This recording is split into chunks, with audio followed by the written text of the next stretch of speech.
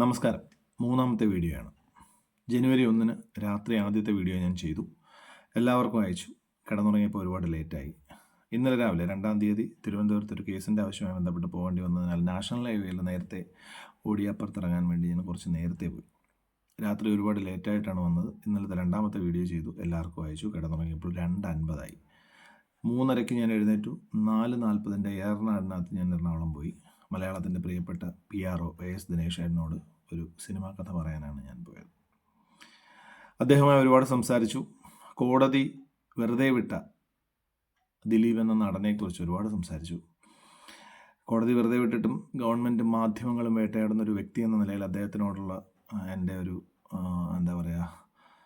സങ്കടകരമായ ഒരു അഭിനന്ദനം ആ കേസിൽ നിന്ന് രക്ഷപ്പെട്ടതിനെ അറിയിച്ചു. ഞങ്ങൾ ഒരുപാട് അദ്ദേഹത്തിനെ കുറിച്ച് സംസാരിച്ചിരുന്നു.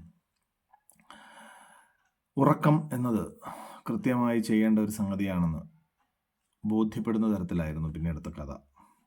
എനിക്കൊരു നെഞ്ചുവേദന അനുഭവപ്പെട്ടു. ഞാൻ ഗവൺമെൻറ് ആശുപത്രിയിൽ പ്രവേശിക്കപ്പെട്ടു. ECG എടുത്തു. ECGയിൽ വേരിയേഷനുണ്ട്.